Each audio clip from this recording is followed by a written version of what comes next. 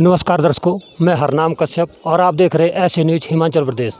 और ऐसे news channel आपको दिखाता है सच जो आप जानना चाहते हैं। दर्शकों, पहले तो यहाँ पर संसाधनों की पहले ही कमी रहती है। ऐसे क्षेत्र हैं जो दुर्गम क्षेत्र हैं, पहाड़ी क्षेत्र हैं, उसके बावजूद जो इनके ऊपर आपदा आ पड़ी है। और इस आपदा के बाद जो कुछ लोग हैं जिनके घर छिन गए, रहने के लिए घर नहीं है, पहनने के लिए कपड़ा नहीं है और खाने के लिए राशन नहीं है, उनके लिए सरकारों ने जो राहत कैंप बनाए हैं। आज हम पहुँचे यहाँ पर जहाँ पर राहत कैंप है और यहाँ पर हमें यहाँ के जो इंसिडेंट कमांडर हैं वो यहाँ पर मौजूद हैं हमारे पास। इनसे जाने के कितने लोगों के घर छिने हैं, कितने लोग बेघर हैं और किस प्रकार का लोगों की जो स्थिति है बनी हुई है। नमस्कार सर।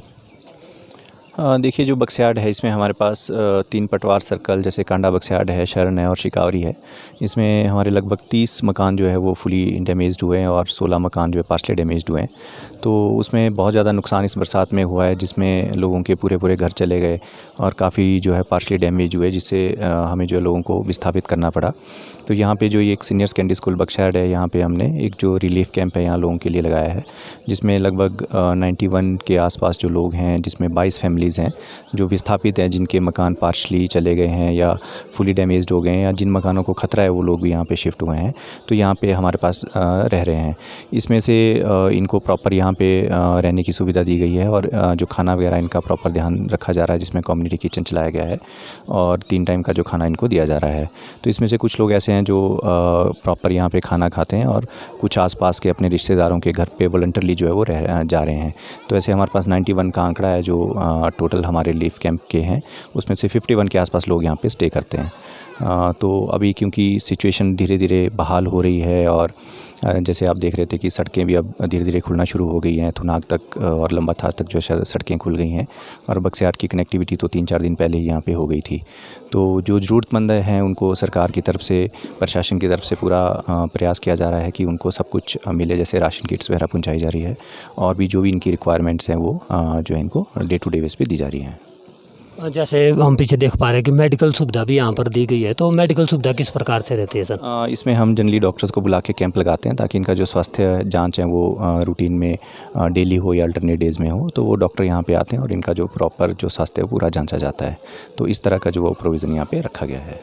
जैसे क्राइटेरिया क्या है, जैसे जो लोग यहाँ पर रह रहे हैं उनका क्राइटेरिया क्या है, मतलब किस प्रकार से किस जो या फिर पूरी तरह उनके घर डैमेज हो गया, कुछ हद तक बचे हुए कुछ ऐसे लोगों को रखा गया है? देखिए, इसमें ऐसे लोग हैं जिनके पूरी तरह से डैमेज हो गए हैं या पार्शियल डैमेज हो गए हैं और कुछ लोग ऐसे भी हैं जिनके घरों को खतरा है, क्योंकि कभी भी पानी आ सकता है, बरसात आ सकता है। तो लोगों को अगर लगा कि हमें घर को खतरा हो सकता है तो उनको भी यहाँ विस्थापित किया गया है। जो अभी पार्शली फुली डैमेज नहीं हुए लेकिन खतरे के निशान पे हैं, उन लोगों को भी यहाँ पे शिफ्ट किया गया है। तो रिलीफ कैंप हमने ये चलाया है, लगभग ये 2-3 तारीख से हमारा रिलीफ कैंप चल रहा है और इसको हम भी कंटिन्यू कर रहे हैं। किसी प्रकार की अगर आपको दिक्कत आ रही हो तो सरकार से कुछ डिमांड रखना चाहेंगे, किसी प्रकार की कमी आपको नज़र आ रही हो?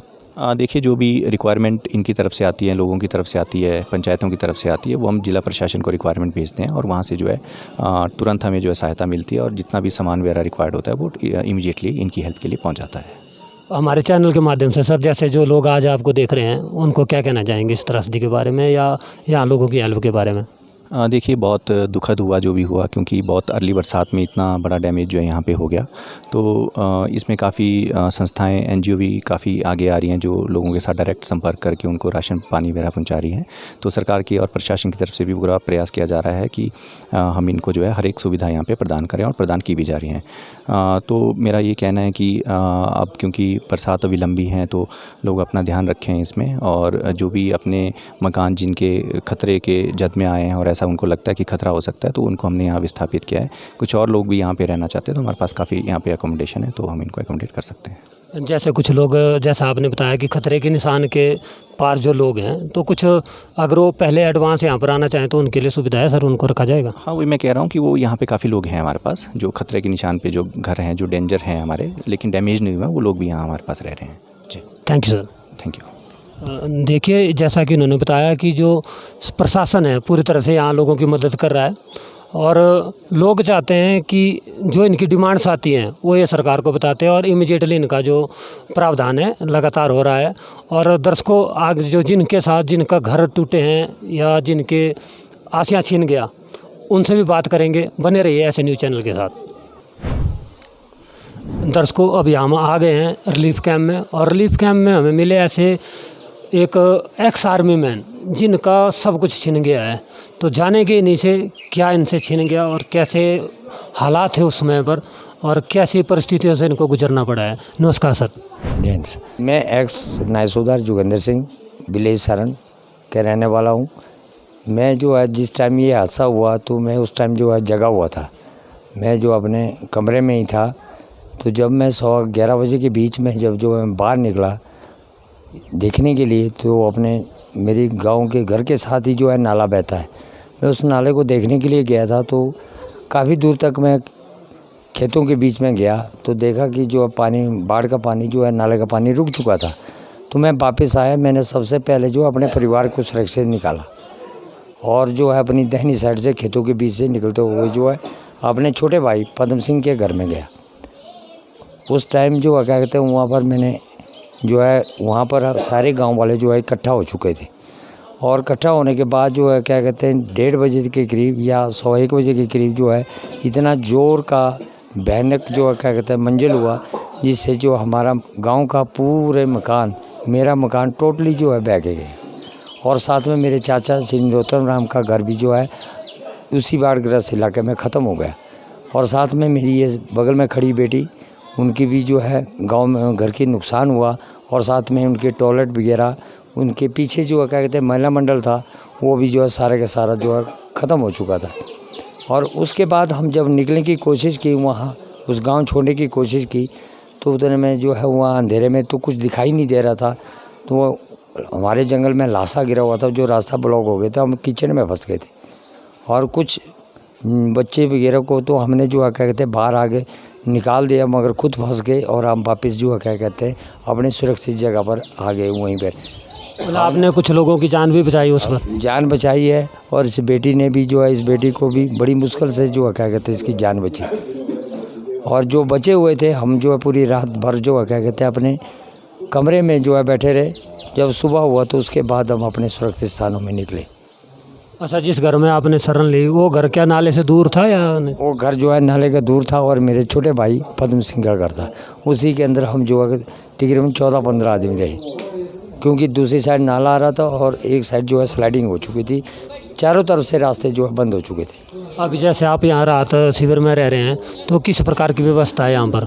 इस रात शिविर के अंदर जो प्रशासन ने हमें जो भी मदद की है, कपड़ा है, राशन है, वो दे रहे हैं। और जो स्टाफ की तरफ से हमें सुबह ब्रेकफास्ट, लंच और रात को डिनर मिलता है। और जिसके घर बहे हुए हैं वो यहीं स्कूल के अंदर ठहरे हुए हैं, और कुछ आदमी जो है क्या कहते हैं अपने ऐसे सुरक्षित स्थानों में रुके हुए हैं जहाँ की जो खतरे का कोई भी जो है डर नहीं है। मतलब किसी प्रकार की अगर आपको परेशानी हो तो आप सरकार से, हमारे चैनल के माध्यम से क्या कहना चाहेंगे? हम आपके चैनल के माध्यम से ये चाहते हैं कि जिस भी क्षतिग्रस्त किसानों का जो नुकसान हुआ है, उनकी जो है रात मदद पूरी से पूरी करें। Thank you sir. कुछ नहीं बचे। धन्यवाद। नमस्कार बेटा, क्या नाम है बेटा आपका? तुनेजा ठाकुर। अच्छा, कैसा आपको, हमने सुना है कि आप वहाँ पर फंस गए थे, तो कैसे हालात थे उस समय पर, कैसा लगा आपको? कहने के लिए तो कुछ कह नहीं सकते हैं, बहुत मतलब मैं अकेली फंस गई थी, यहाँ तक इतना डूब गई थी उसमें। तो फिर ऊपर से बाढ़ के साथ एक लकड़ आया, वो उसकी जो जड़ है वो मेरे हाथ में आई, फिर उसके सहारे से मैं निकल गई वहाँ से, फिर आगे चला गए हम लोग। और आपके घर में और भी थे कोई, या आप अकेले ही थे घर में? नहीं, घर में तो और लोग भी थे, पर आगे पीछे हम लोग भागे तो फिर आधे हो गए। आपके घर वाले आगे निकल गए और बाढ़ में आप ही, बस उस मलबे में आप ही रुके थे? हाँ जी। तो फिर कैसे निकाला गया आपको? अकेले ही, खुद। अच्छा, खुद ही निकले, खुद के संघर्ष के साथ? हाँ जी। देखिए, ऐसी बेटी है जिन्होंने खुद संघर्ष किया, अपनी जान बचाई। तो आपने देखा होगा जैसे मतलब जाल लेवा जो मलबा ऊपर से नीचे उतर रहा था, तो उसके बाद अभी आप जैसे यहाँ रात शिविर में रह रहे हैं, तो आपके घर पूरी तरह क्षतिग्रस्त हो गए या कुछ बचा भी है? बचा है पूरी तरह से, थोड़ा बहुत डैमेज है बस, बाकी मवेशी पशु वगैरह ठीक है। अच्छा, हाँ जी। तो अभी आप जैसे यहाँ रात शिविर में रह रहे हैं, तो किसी प्रकार की कोई दिक्कत, कोई परेशानी आ रही है आपको? सर सब कुछ ठीक है। अगर आपको हमारे चैनल के माध्यम से कोई डिमांड रखनी हो अपने घर के बारे में, परिवार के बारे में, सरकार से क्या आप चाहते हैं, क्या आपके लिए किया जाए? पढ़ाई के लिए सर। अच्छा, मतलब पढ़ाई के लिए क्या चाहते हैं? क्योंकि हमारा जो भी पढ़ाई का खर्चा होता था हमारे खेतों से होता था। ज़मीन बिल्कुल भी नहीं बची है, तो हमारे पढ़ाई करने के लिए खर्चा तो चाहिए जी। आपके जैसे घर में आपके जो सर्टिफिकेट वगैरह थे वो है या वो भी दफन हो गए? सेफ़ है, वो निकाल दिए हैं। वो सेफ है। हाँ जी, thank you madam. Thank you. देखिए वो बेटी थी और इनके जो पापा हैं वो भी यहाँ पर रुके हुए हैं, इनसे भी जानेंगे। नमस्कार सर। नमस्कार सर जी। सबसे पहले आपका चैनल का हम धन्यवाद करते हैं जो हम तक पहुँचे।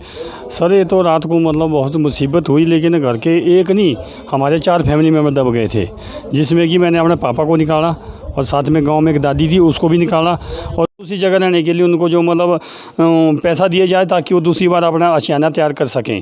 अब जो उनका भी अपना गुजारा है हर आदमी का है, जिसका पूरा गैस को उस तरीके से मिलना चाहिए, जिनका थोड़ा बहुत हुआ है मतलब उनको वो मिलना चाहिए। जैसे मेरे भाई जी का मतलब पोल्ट्री फार्म था, वो मुर्गे का काम करते हैं, उनका 1000 मुर्गा वहाँ से चला गया है, लेकिन एक ज़िंदा बचा 1000 में से, लेकिन उसमें 4 गाय थी, 4 गाय सुबह तक ज़िंदा है, लेकिन घर पूरी तरह से तबाह हो गया है।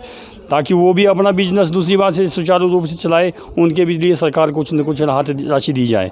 धन्यवाद सर जी। Thank you. Thank you sir जी। देखिए दर्शकों, अभी हम पहुंचे थे थुनाग जो बक्साइड क्षेत्र है वहाँ पर, और जहाँ पर ये राहत शिविर चलाया जा रहा है और लोगों को जो मदद है वो दी जा रही सरकार की तरफ से।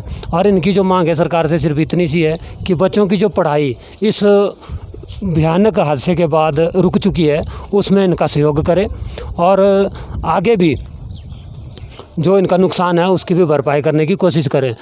दर्शकों, बक्साइड राहत कैंप की जो जानकारी थी वो हमने आपको दी, और ऐसी जानकारियों के लिए बने रहे ऐसे न्यूज़ चैनल के साथ। और ऐसे न्यूज़ चैनल आपको दिखाता है सच जो आप जानना चाहते हैं। Thank you.